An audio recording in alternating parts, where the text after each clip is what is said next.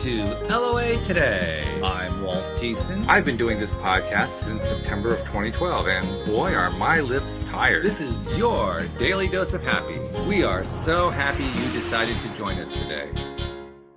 And Jody Lynn, I believe, is still traveling in New Orleans and Texas and having a great time. So we'll find out about that story when she returns next week. But this week I am joined by Martina Gruppo, who has been through, well, like all of our guests. I mean, all of our guests on the program have been through some kind of traumas. Maybe it's a traumatic childhood. Maybe they had something as an adult. I mean, all kinds of stuff that has gone on. And this certainly is no less true for her. But she's gone through it with something that has become, it's almost become a meme these days. How many people are aware of how big and widespread this particular problem is? And I'll let her tell that story. But I mean, Martina, as I was saying that, you were nodding your head. So like, yeah, okay, right. I'm on board with that, right? I mean, this is something that's really cropped up a lot lately. Well, it's almost become a byword for bad behavior, hasn't it? It has, yes. And people say, oh, sorry, hello, lovely to be here. He's such a narcissist, or, you know, and it can be describing anybody from a politician right down to an actor to somebody that you've just broken up with. And I'm a little bit, I thought it's slightly frustrating. Why is that? Because of the fact that you have a certain amount of people who raise their eyes, you know, they sort of go, you know, it's another label. We've assigned another label to yet another condition. So, you know, and you can just sort of let that one go. And I think it's a real shame, because if I was to say to you that I'm 2.5 years out of a relationship with somebody who coercively controlled me, I think people would then sort of take a step back and say, oh, okay, that's really bad. And I think the narcissistic abuse title has almost become a, I don't know, it's just, like I said, it's a byword for bad behavior. And I think that when you're in a narcissistic relationship, you don't know. So it becomes a secret. When you're actually in it, because you don't really know what's really happening to you. And yeah, it's not great. Why do you, I want to get to your story in a moment, but I want to ask you first, why do you think it is, because I'm pretty sure this is true, why do you think it is that the word narcissist is almost universally applied to males? I rarely hear of a female being described as a narcissist. Okay, well, I have met female narcissists. Well, I have too. I'm just saying that's what the prevailing. I see. Okay, I think because previously a narcissist would be used to describe somebody who was over the top and very, you know, exuberant, and it was more that the sort of narcissist who was obvious. And they tended to be male, because they tended to be at the top of their game in work situations, or they were, you know, heads of companies, or people very bombastic. That's the word I was looking for. Sorry, I couldn't think of the word. Very sort of bombastic, kind of, you know, over the top extrovert beings, and they tend to be more male than female. I'm sure I'm not assigning them just to I'm sitting here thinking, well, is that true? It might be true. I'm not really sure. And I'm not an expert, so please, you just asked me, so I was just giving you my theory. But I think for a long time, and if we said narcissistic behavior, it was put on those kind of people. But this new thing has developed over the last, I would even say, 10 years. Maybe even more, you know, from the States. Certainly in Europe, it's a relatively new thing. And it's the covert narcissist. It's the hidden narcissist. And I think then females come more into play, because they're more devious, they're clever at covering themselves. And, you know, the men come across as very humble, almost as if they, you know, oh, me, I wouldn't step out of line. I couldn't possibly do that. So it's very much the opposite of what an overt narcissist is. This is a hidden kind of vileness. Okay, so now that we've created a tease with that, you realize that, because now we have this thing we have to explore, and I'm going to put off the exploring of it to make it a full tease, because that's what you do with a tease. Instead, I'm going to go over to what's your story. I mean, you just made reference to the fact that 2.5 years ago you came out of a relationship like that. So tell us what happened. Tell us that story. To tell the story, I would have to go back right to when I was in my 20s. Okay. I moved to Italy for the first time. Fell madly in love with somebody in my 20s. It was the best thing ever. Everybody was having a crazy kind of lifestyle. It was Rome. It was the late 80s, early 90s. You can imagine. It was just, everything was fantastic. And then I had a bit of a wake-up call, an internal wake-up call, that I needed to remove myself from Italy. And if I really wanted a secure, stable future, I needed to go back. I needed to study. And I wanted to bring this particular person back to England with me, because I felt this was our life, and, we would carry on and live happily ever after. And he had very different ideas. And he wanted to stay in Italy. Long story short, because I don't want to dwell too much on that. But, sure. Yes, there were warning signs about what he was like already there. Now looking back, I can see that. But at the time, I piled everything onto my shoulders, because he very gregariously and very altruistically told me, not gregariously, sorry, that's the wrong word. He very altruistically told me that I needed to go back to England. Absolutely. He would let me go back, because it was the best. He would let you go back. Oh, yeah. Cute. Yeah, lovely. Because it was the best thing for me. But he didn't want to stop me from going back. Probably is a better way of saying it. Yeah. But he wanted assumptions going on there. He wanted to remain. He wanted to remain in his country, in his city. So I went back feeling very much like I was the failure.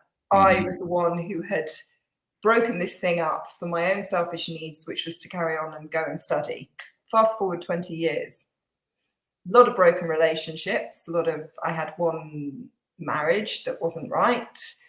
And I was very much floundering. But anyway, I found myself, because I started a coffee company, and I was building schools in Nicaragua.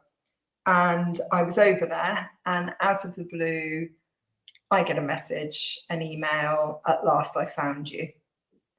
And literally, it was as if, ta-da, this is the person that I've been waiting for. This is, the heavens opened up. This is the one person that is the reason why I've had so many failed relationships, because he's the real person for me. Okay. And I was over the moon, and hearts and flowers and rainbows and all the rest of it.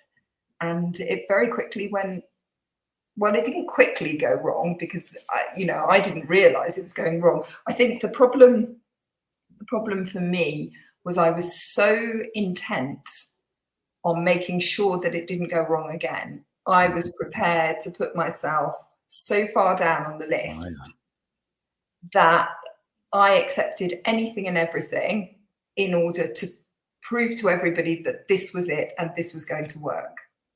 And then we come to boundaries. So I didn't have any. That was my huge downfall. I had no idea what he was. The fact that he only worked for 1 year out of the 11 we were together, probably, if you put all the bits together, the fact that I was working 4 jobs, the fact that he was very unfaithful. Those are just part of it. But I think the mental abuse is the one that stays with you. And that's the one that's the hardest to get over. But, I'm working on myself. Well, that's always a good thing. Yeah. I mean, anybody who's not working on yourself, you're setting yourself up to be dead. So good on you to keep going. That's great. And keep growing. It's not just going, it's growing. Yeah. Because if we're not growing, we're not getting anywhere. And I'm also curious, though, because, I mean, now this is really easy for an outsider to say, looking in, it's completely different when you're in the middle of living a life. But from the outside, it's like, wow, how long did it take you to notice? I mean, you're describing he's unfaithful. You're way down on the list. I mean, listing all these things. I'm saying, how could you not notice? And yet, I do know from personal experience, we are really good at blinding ourselves to what goes on in our own lives. We'll just put up with different kinds of things that we, oh, well, I'm okay with that. I'm okay with it, until finally it overwhelms us. Yes. I'm not sure that we even know that we're putting up with it. I don't think it's about I think you love that person so much and you believe in them and you trust them. So that's your side of things. That's what you're doing. That's what you're guilty of, if you're guilty of anything. And they're working a massive number on you in terms of manipulation. Well, you're basically on a hide into nothing. If you're coming up against somebody who knows exactly which way to twist the knife, exactly which way to put a mirror up to you, make you feel great when he needs you, make you feel terrible when he doesn't. It is like being turned around and around and around and set off walking in a hall of mirrors. There is nothing you can do to understand what you're actually in. It's very difficult. Do you know, I had people say to me, is he lazy? And I was like, no, he's not lazy, because he was spinning the rhetoric that he was the victim, that he really wanted work, that he wanted to show me what to do. He wanted to repay me all of this money. And when you're with somebody, you want to believe them, don't you? That's absolutely. Yeah. And also, as fundamentally normal people, we do want to believe that the other person has your best interests at heart. Because we have theirs. Yeah. Yep. So, and that's when it becomes a real problem. It's interesting to me because I recently came through a divorce. I've been divorced 1.5 years now, and I would never say that my wife fit the narcissistic category, because she really didn't. But there were things that happened that led me to realize later on that my understanding of the relationship was different from hers. And it's very easy to do that. So the question that kind of enters my mind is, all right, so if I'm trying to self-evaluate, I'm trying to figure out, what is going on here, at what point does that tendency kind of roll over into narcissism? Yeah. I'm not sure where that rollover point is. Okay, so that's a really good question, because it's true. Right up until the very end, until almost like a couple of weeks before I left, I had no idea what a narcissist was. I didn't even know it was a thing. All I knew is that I was a brittle shell of the person I was before. Okay, I knew that I was no longer me. I didn't understand. So I would go for a walk along the beach and try and rationalize from morning till night and nothing I said, nothing I did was right. And no matter how hard I tried, I wasn't doing the right thing, even if it was for something that he asked. So, but I couldn't understand. I couldn't say exactly where it was that we'd gone wrong. Okay. And I was still thinking, but he's not doing anything. So how can this be that, he's not putting in any effort? It's great fighting for your marriage if both of you are involved fighting for your marriage, but when it's just one of you, there's doesn't work very well. I know that from personal experience. It does not work. So when I left the marriage, it was just before I left that I had a very, very good friend who rang me up, and she had gone to group therapy in the UK, and they had spoken to her about this. And she was really kind, because she said to me, look, I don't know if he is one, but there are certain traits, and I saw you at Christmas and you don't look like yourself, and she said, just look into it. When you are so desperately looking for an answer, you look at anything, sure.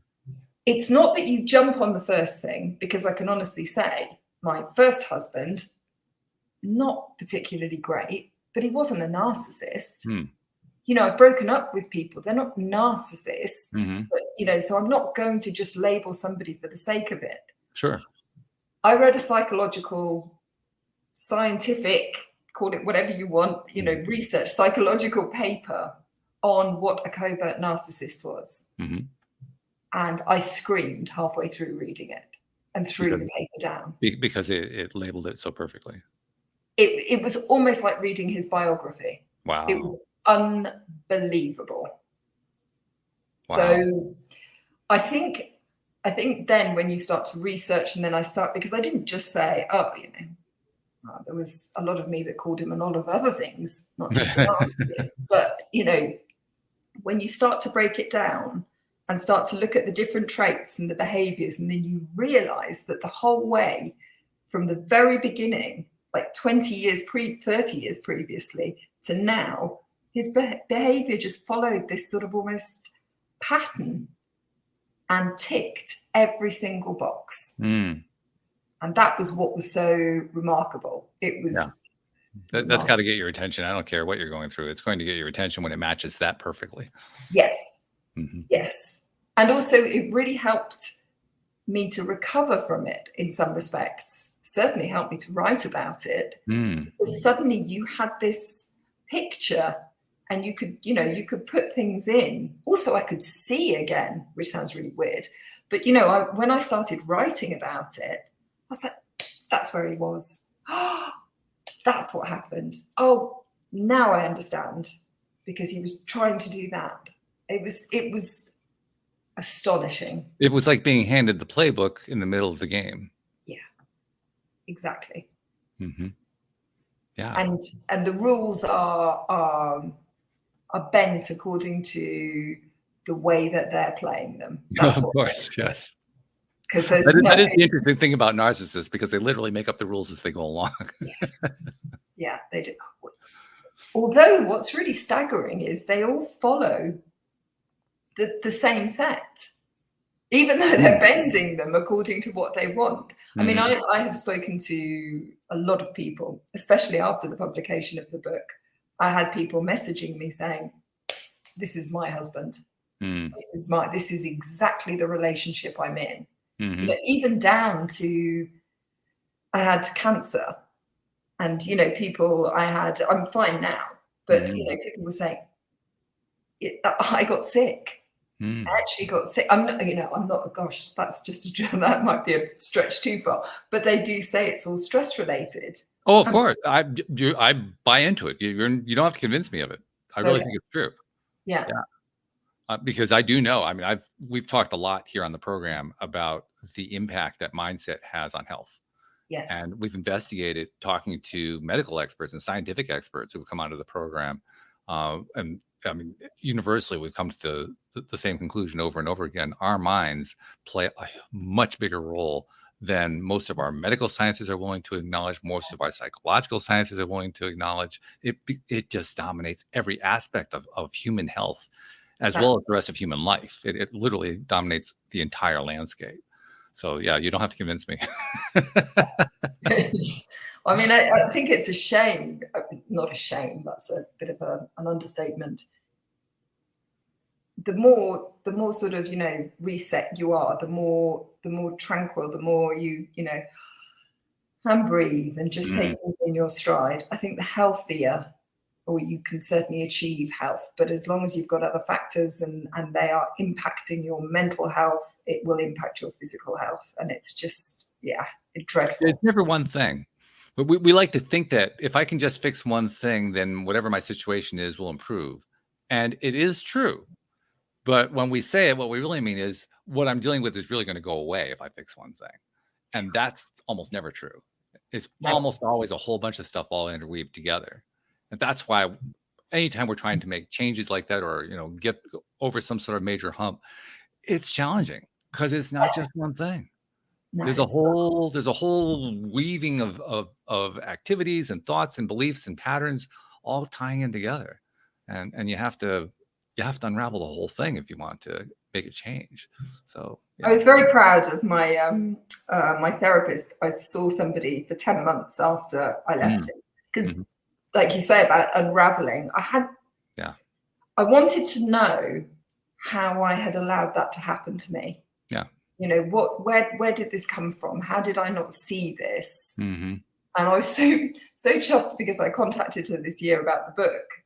I hadn't spoken to her, and she just said, I mean, it was probably just an off the cuff remark, and she said, yes, you worked really hard in therapy. I'm like, yay me. Yeah, I was really, because you have to. And I needed to I mean, it's the opposite of a narcissist, isn't it? You know, you need to sort of understand yourself. You have to accept some sort of responsibility for not allowing them to do that to you, because nobody wants anybody to do that to you. But, you know, that there was a certain part of your personality that they came in and went, right. Yeah, it's not like they do it with everybody. No, no, they don't. There's a match going on there. And they know it. They know what to look for.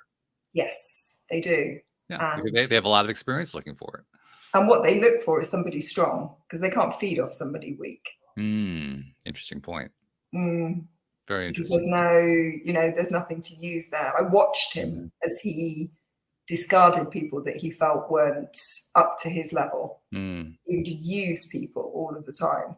And oh my goodness, he must have had so much fun with me, because I am so stubborn. So, you know, I will make things happen. I mean, for a long, long time, until he beat me down with it, not physically, but mentally. I was feisty and, you know, no, this isn't right, that isn't right. And he must have taken it on as a real challenge. I'm going to take her down bit by bit. I will destroy you. And he nearly did. He nearly did. That kind of personality doesn't just show up in primary relationships. That kind of personality shows up in a lot of areas of life. And we made reference earlier to the question about male versus female. And I'm thinking now of a few females that I've known who I wouldn't necessarily describe them as narcissists, but they certainly had some narcissistic tendencies. Let's put it that way. And it's I don't think it has anything to do with being male or female. Now that I think about that particular aspect of it, there are a lot of people who, for whatever reason, feel uncomfortable about their own lives. And so because they feel uncomfortable, the way they are going to feel comfortable is by tearing somebody else down. That's the only strategy that they really have to feel better. So but that's very much a trait of a bully, isn't it? It is. It really is. Yeah. And I agree. I mean, I've seen it in females, not bullying. I mean, I've seen female bullies and male bullies. Too. Yeah. Yeah. But it's strange, isn't it? The whole thing about narcissism. On the one hand, you're talking quite seriously when you say, oh, I wouldn't call so-and-so, I wouldn't necessarily say that they were a narcissist. So we know that there's this almost big, huge kind of thing around somebody who is an actual narcissist, and then other people who just display narcissistic tendencies. I say just display narcissistic tendencies. Honestly, I don't think I'm being that perceptive. I think I'm much more in the direction of I don't know enough about their life to claim that they're narcissists, so I don't want to accuse them of being a narcissist. Oh, right. Okay. No, fair enough. I was going off on a tangent. I do that, so stop me. Yeah, that's one thing. When you podcast host for years, you learn pretty early on to stop trying to anticipate what you think the other person is going to tell you, because you're usually wrong. This is where we needed the other person. Yes. We were talking before we got going here how we really enjoy having three people doing a show because of that energy of three people, and that's what Martina was just referring to. But it really is true. That third person makes a huge difference. But getting back to the topic at hand, and you mentioned your book called Hello Flower. First of all, I'm really curious about that title. Where did that title come from? You need to read it. It's the title is to do with the fact that he used to call me Hello Flower at the very, very beginning. Oh, really? Oh. Okay, but it's a two thing. In Italian, he would say, that's what he would say, ciao fiore. Okay. But then when he started the discard, when he was no longer interested, he would start to call me really nasty names, like laughing at me, like the peasant who grew vegetables, or Forrest Gump, because I like walking. He used to call me Forrest. But it was done in a really, I don't know, just a childish kind of way. But when I left him, I came up here to this house, which I had bought, and it was a building site, really, because it was all needed to be renovated and everything. And I stood with the dog that I had bought him that he had abandoned. Oh, my. Yeah, and not a small dog either. It was a Great Dane. And and we, yeah, I know, he was amazing. And we stood at the window, and I remember looking out at the window. This is in the book. Okay. And I looked out at the window, and it was February, I think it was, or end of January, early February. And I looked out, and the garden was all a complete mess and a jungle and everything. And I saw this row of narcissi. Oh. And I looked at it and I went, hello, flower. And just went, that's going to be the title of the book. Okay. All right. I see, I'm giving you a spoiler.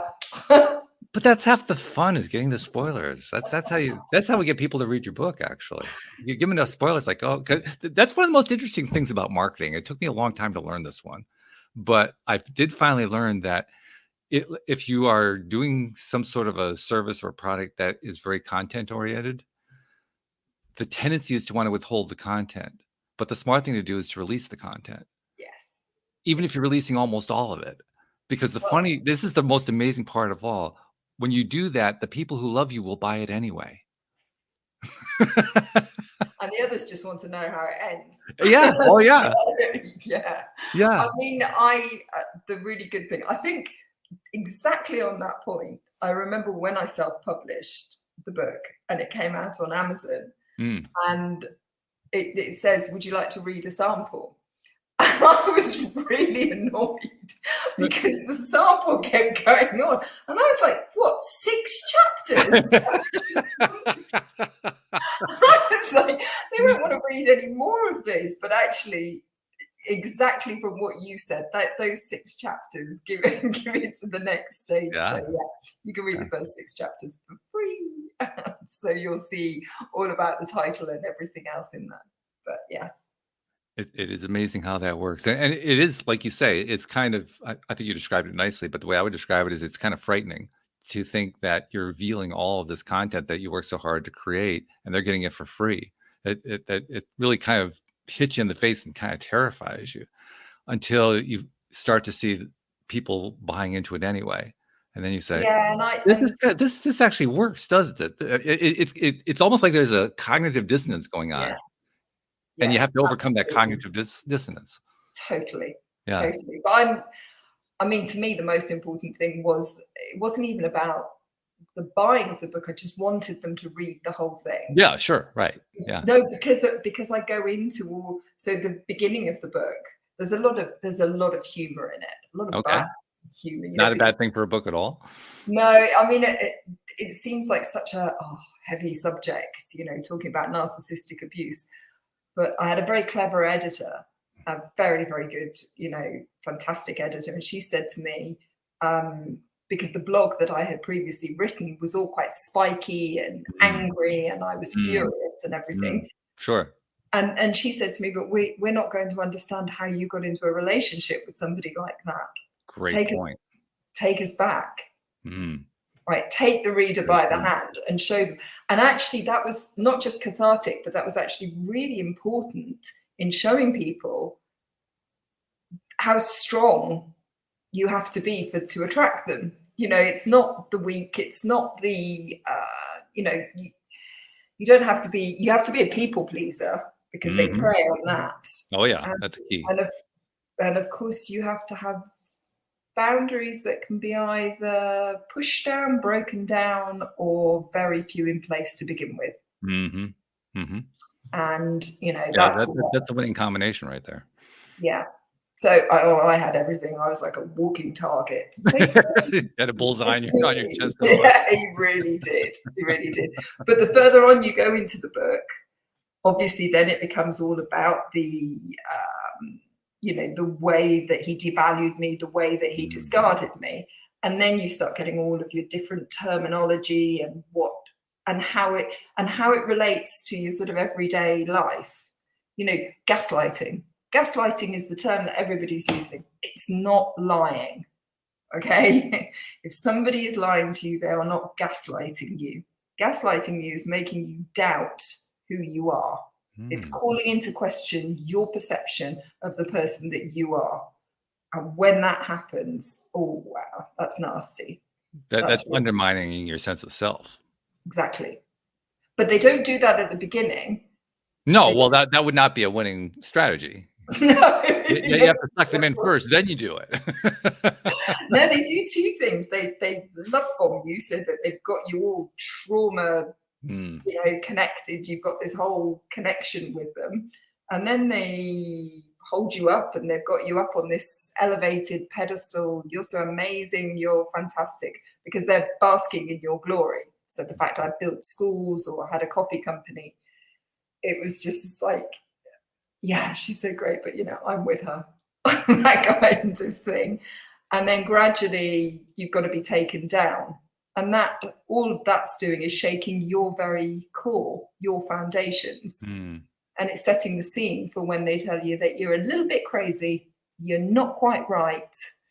And, you know, people have been saying this about you for a long time now, things like that. I'm sitting here and I am having a debate with myself, because most often, anytime we refer to politics on the show, we do it from a 30,000 foot distance. We don't get into any particular politics. In this case, I think I have to actually break that rule.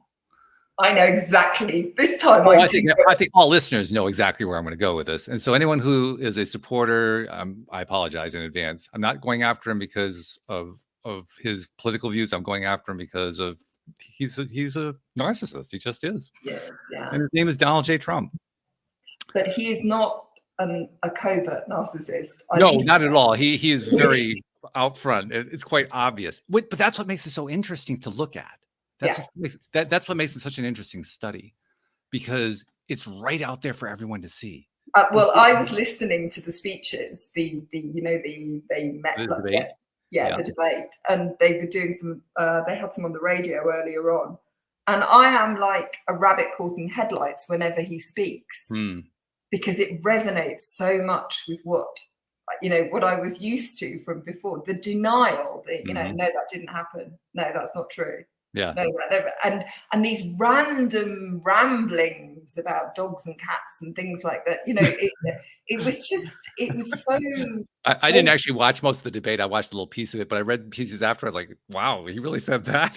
It's one of those things like, you got to be kidding me. So do you know, I mean, to move away from the politics, I'm not doing that on purpose, but just to move away from that, there was some of the stuff that my ex-husband said that even for a long, long time afterwards, I was so brainwashed into thinking that that was true that I remember saying it to somebody and they would look at me going, no, that's not true. No, you don't.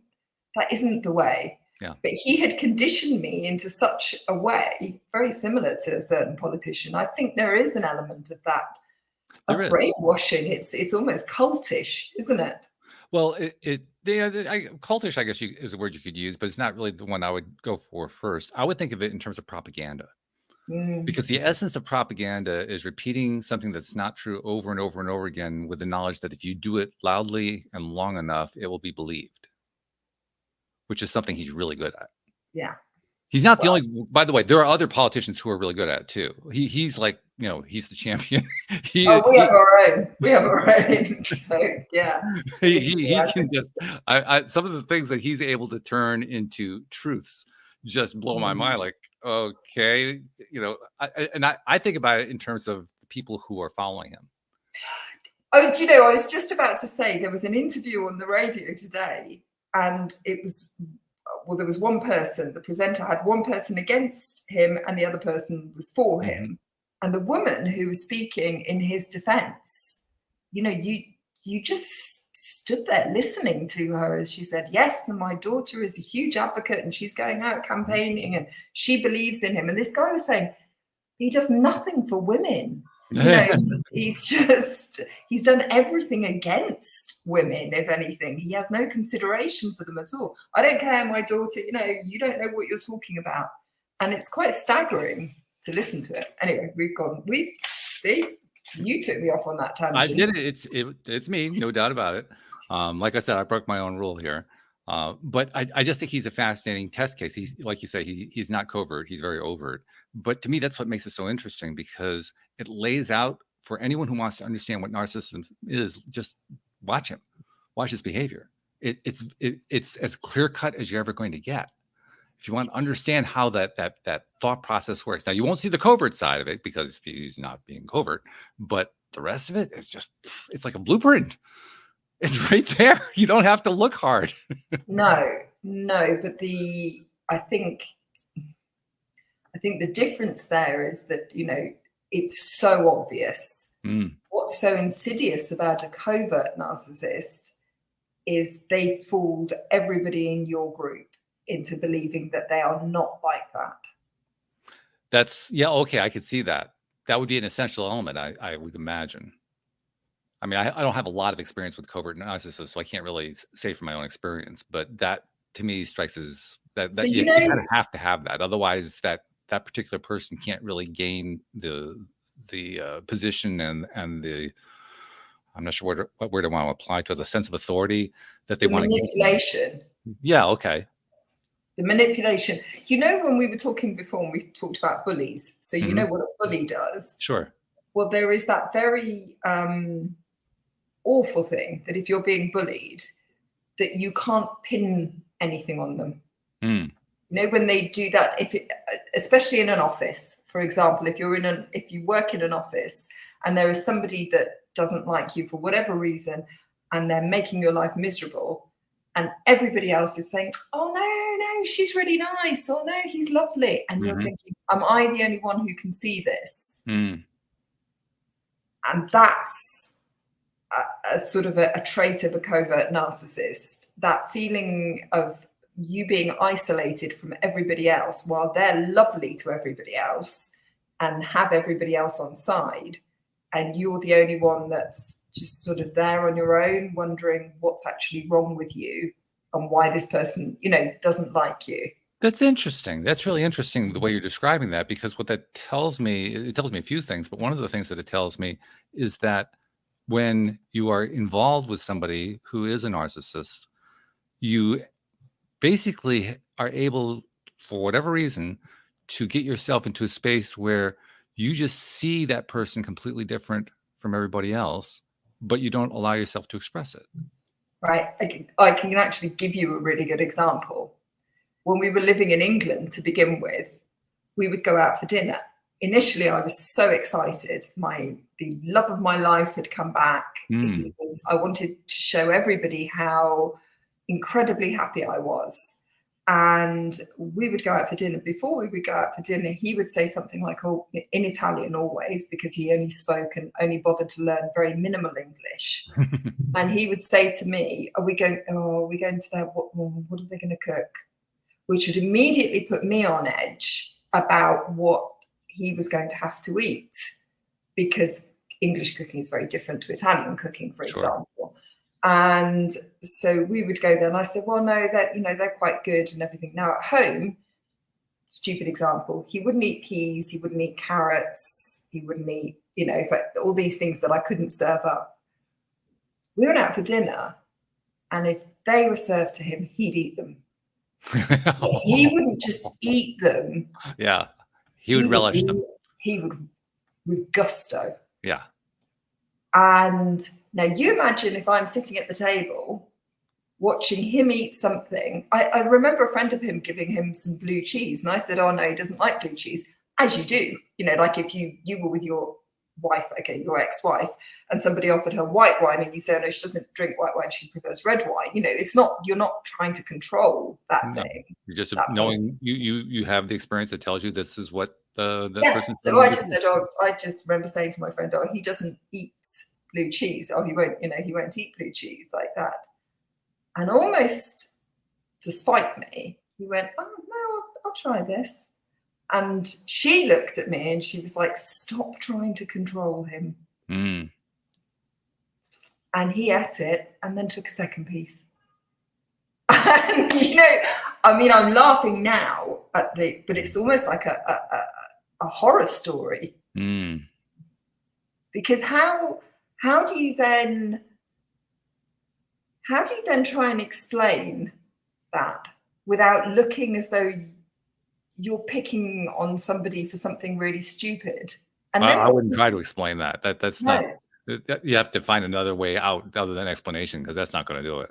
But you don't, because what you do is then you sort of turn and look at the person, you know, who you think you know, and they turn to you and they stroke your cheek and go, don't worry about it. That is like something out of a really weird horror film, because you're just sitting there thinking, oh, okay, it's just me. It is just me. Now you times. I'm really reaching, trying to imagine that because that's so far outside of my experience. I'm trying to put myself in your place there, and I can't do it. It's horrible. I can't That's do just it. one tiny example. And I don't know if anybody listening to this has ever had this in their life, gone through anything, or knows anybody who's like this. But the worst thing about it is you feel so alone because you can't do anything about it. And the only thing you can do is try and be better, because anything else seems senseless. Well, I mean, ultimately, what you can also do is what I'm sure you did do. You learn to develop boundaries. You learn to improve your sense of self and so forth. Not for a decade. Well, it took a while, yeah. Well, actually, to be fair, I had boundaries in place to start. So I was arguing the toss about, why aren't you going out and getting a job? You know, and he didn't like that. He didn't want to be confronted. He didn't want me to ask him to be more dynamic, ask him to go out and find employment, ask him to pay for things. He didn't want that. So what he did was, in order to lower my boundaries, he would turn it around and say, well, I'm here in England, aren't I? I came here for you. Or your friends said that this is what you'd be like. Mm. You know, insidious little barbs that made you feel as though he was the victim and there was something wrong. And gradually your boundaries went down. I paid for everything. Mm. And yet, even paying for things, it wasn't enough, because the holiday I booked, we're only going for, you know, by the time we get the flight that early in the morning, the first day, that's ruled out. Then we've got to travel to the place. So really, it all boils down to like 4.5, 5 days. Oh, well, that's okay. Bam. You know, the holiday that I've just spent on and booked for a week. Yeah, I get what you're saying. Yeah. It's also another word for it is negging, you know, where they just keep picking little things from you. Yeah, pick. And I thought I did everything to start with. And then he thought it was really funny to get me a T-shirt which said no on it. And I was like, well, what's this? And he said, well, you always say no. Again, you know, you start doubting yourself. Am I always saying no? Is that right? Yeah. Nasty. That illustrates one of the key characteristics of a narcissist, because the narcissist will mirror back to you what they are most engaged in doing themselves. Absolutely. Yeah. Which is why I like the Trump example, because he does that so frequently. It's just, I mean, it is, the thing I love about it is he doesn't do it occasionally. He does it all the time. It's so consistent. And it's projection. It is projection. Oh yeah, it's totally projection. But he gets rid of anybody that holds up boundaries to him. Anybody that shows him any kind of obstruction or anything that he doesn't want to do. Immediately they become, they're dismissed, aren't they? Mm-hmm. You know, you dared to stand up to me. So no, not having that. Yeah, I didn't listen to most of the debate. I read reports afterward. I caught one little piece of it, and that was it. But one of the complaints that I heard from him afterward was how it was 3 against 1. It was him against his opponent, Kamala Harris, and the 2 moderators. All 3 of them had ganged up on him. And as soon as I heard that, what I instantly translated, because I've gotten used to him to the point where I can just instantly translate his stuff. So I instantly translated to, they were pushing back, so therefore they ganged up on him. That's the way the mindset works. But there is another element of what he was saying as well. What's that? He's the victim. Oh, absolutely. Yeah, he was the victim. In his mind, he was the victim. Yeah, and he was trying to portray himself as being the victim, which is exactly what narcissists do. They're always the victim. everyone That should be, but that should be on their CVs in terms of, you know, their best skill set. Yeah. Oh, yeah. Brilliant at, you know, having no accountability and being a victim. Well, that's what having no accountability is. That's what that is. Yeah, It's just a nice way of describing it, is what it is. Exactly. It really does. Yeah. I'm always fascinated though whenever I hear stuff like that, and I instantly do the translation in my head, and then I have to remind myself, oh yeah, not everybody does that translation. No. In fact, probably most people don't. No. And if I really do have to remind myself of that a lot. What's that? Sorry, I spoke over you. I didn't mean to do that. That's all right. I'm just saying, if you've been brainwashed into it, if you know that whole it is a form of brainwashing, because you just keep believing it. You've heard it so many, as you said before, you've heard it so many times. Well, there's also another. Again, this is tying in. I'm thinking about Donald Trump as I'm saying this, but people who are his most virulent followers are people who the messages that he's putting out, they're already resonating with the messages. So you have that element going. Like it's kind of similar to what you were describing when you were totally in love with your ex there, and you get into a mindset that says, well, he's saying all the right things, he must be the right one, it's got to be. So anything that doesn't work, that's not him. But I was also carrying all the guilt that I felt from having left him the first time round. Well, sure, that multiplies it. Yeah.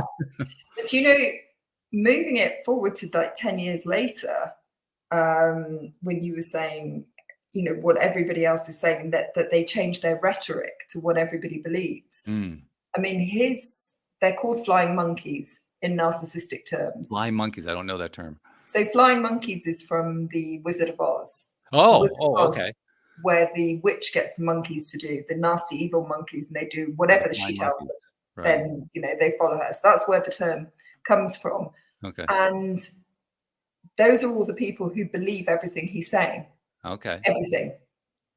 And will do his bidding. So I have been, I can't even begin to imagine what I've been called. I know that I'm obsessed with work, obsessed with money, would rather be on my own. Possibly a lesbian, all these different things, drug addict, alcoholic. This is the rhetoric that he spins to everybody around here. And they believe it.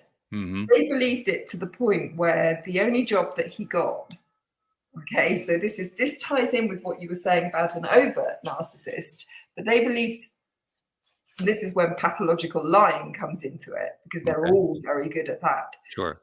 He finally got himself a job, but it was cleaning rooms in a hotel room, in this boutique, which is fine. I've got no issue as long as he had a job, but he was quite ashamed of it.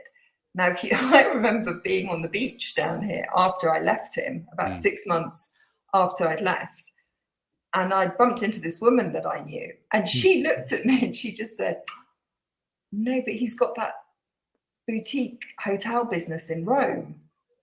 And I burst out laughing, and I said, no, that belongs to his friend. He cleans the rooms. And she went, are you sure? Wow. And then you know, what can I say? Because you could say, yeah. Yes, I'm sure. I just went, yeah, I know perfectly well. He's cleaning rooms. That's what he does. And it beggars belief, because they fall for it, because he walks around with a 15-gram watch, because he's always wearing the latest trainers of whoever's bought them for him, or the sunglasses, because everything is about appearance for a narcissist. So people believe that, because they're like, oh, well, you know, he looks educated and he's got nice things, so he must be telling the truth. Doesn't work that way. But there's a lot of truth to what you're saying, because people do very often get wrapped up in what the glitzy stuff shows them. Totally. And it doesn't matter what kind of glitzy stuff we're talking about. It could be wealthy, but it could also not be wealthy. It could be other kinds of glitz. Glitz that comes in a variety of different colors and shapes and sizes. But glitz is basically the stuff that grabs your eye's attention and you can't let go.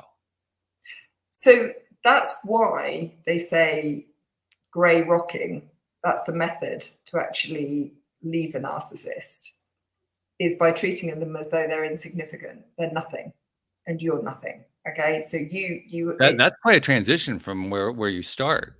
That's like a 180-degree transition. Yeah. Yeah. It's like training your brain to be something completely different. Mm-hmm. It really is. But if I met him, I don't know, 6 months afterwards in a bar, and I said, well, no, he doesn't work he works, he cleans rooms. He doesn't own half a hotel. Yeah. And that third person was there and he was in front of me. He would say, yes, I do. She doesn't know what she's talking about. Well, of course. Yeah. He would, like Donald Trump and his, what happened at Capitol Hill. Well, you have to maintain the appearance. That's part of the whole gig, is you're creating an appearance. And you have but to the more you do it, the more hysterical the person you've got in front of you appears. So there's an awful lot of talk in forums about what should I do? How do I get my revenge? How do I do this? You don't. You literally grey rock them, because then they become insignificant, and it's the only way. I mean, somebody said, did you write your book as a revenge piece? And it never was that at all. I mean, which is good. It shouldn't be. It really should not be related to that at all. It should be. No, I mean, if he was to read about it and was upset by it, I mean, that's just the icing on the cake. But I didn't set out. That's up to him. His response is up to him. You have no control over that. No, exactly. Right. Yeah. The thing that I recall, I personally, I mean, speaking of Trump, I don't really like Trump. I don't really care about his politics one way or the other any more than I care about Kamala Harris's politics one way or the other. To me, that's secondary. I do have a background in political science. That was my degree in school. So I have a kind of a lurid curiosity of what happens in a campaign. But beyond that, I don't really care all that much. Right. But I'm fascinated by what happens when the personalities interact. Not just interact with each other, but interact with their campaigns and how all those dynamics play out. And it's especially interesting to watch with someone who has strong narcissistic tendencies, because they don't have anything to say. Well, it doesn't really matter whether they have anything to say. What matters is how are they interacting and how are the other people interacting with them. To me, that's the interesting part. But what I find fascinating is if you listen to any known narcissist, whether it's on television or whether it's in the office or it's some around you, anyone, their words are empty. Oh, yeah, sure. If you're going to tell a big lie, of course, what else could it be except empty? It's not possible for it to have any real content. That's the point of why it's a lie. Exactly. But it's boring. They're not interesting people. That's the other. I mean, I know you find it fascinating with Donald Trump, and to a certain degree, so do I. But I think the real crux of it is when you realize that they really aren't that interesting, that they don't have anything to say, that there is no substance to it. Yeah, I mean, I would, if I were having dinner with Donald Trump, I'd move to another table. I really don't want to have a conversation with him because it's like you just said, it's like there'd be no point to it. Yeah, we'll leave him and my ex-husband on the same table. They'd get on like us. That'd be fun. See, now that's the part I'd like. I'd want to sit over on the other table and watch the two of them. That would be interesting. Oh, I don't know if it'd be that interesting. Maybe not for you. You've had a different experience with it, but for me, that watching people behave, playing out their roles, that to me is always fast. To me, that's kind of like the same thing you get when you look at a movie. You're watching the characters and how the characters interact. I mean, a lot of people are more interested in what are the action dynamics of the movie, or the various other pieces. For me, I want the characters. I want to know what the characters are doing. What are they thinking? How are they talking to each other, and so forth. Well, that's for me. Since this has happened since I left him, I have a vested interest in certain things. No, I don't have a vested interest, but it's guilty pleasure is okay. Vested interest. I had to backtrack on that. Guilty pleasure in some reality television Not a huge amount, but I'll watch one series. Oh, okay. It's an Australian one. And the narcissists in that is very similar to what you feel when you listen to Donald Trump. So Okay. I will watch Married at First Sight and be tearing my hair out because I'm like, oh my God, look, can you not see what's happening? Can you please move away and stop justifying it? Because 9 times out of 10, whether it's the male or the female, the people who are with them, which is what I was, are their best wingmen, the people who cover them the best. So they get away with it. Gosh, we've done a lot of talking. That's what usually happens here on the program. We look up, we say, oh my God, we're 55 minutes into this. We got 5 minutes left. What happened?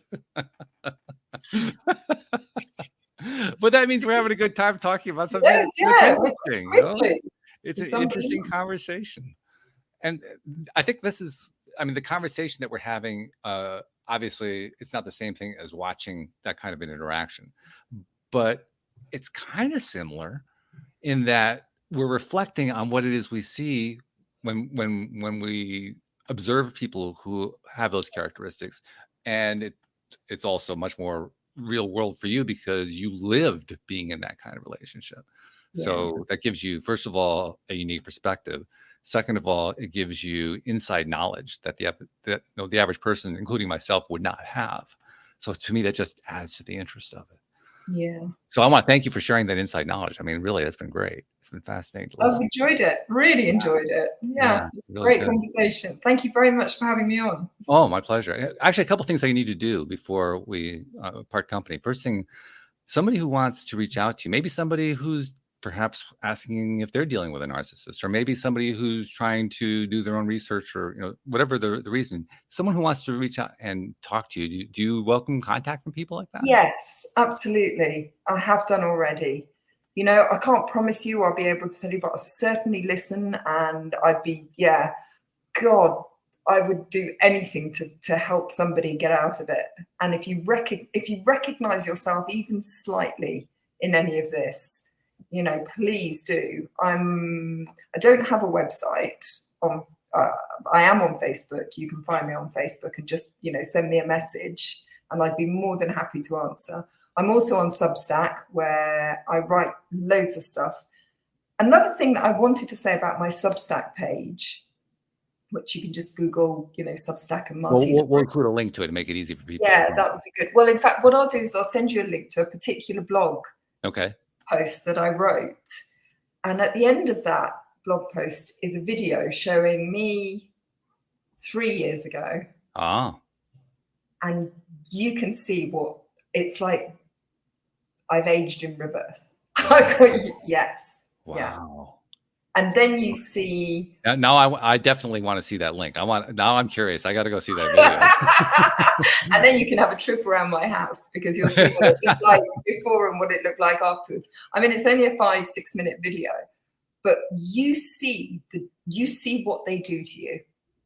And I imagine we'll also see how you feed into it, because I mean, any kind of. Well, no, you don't see any interaction of him and me. Yeah. He's taking the video, but you see the person that I was 3 years ago. Yeah, sure. Yeah. And I read the blog post because it's really good. Okay.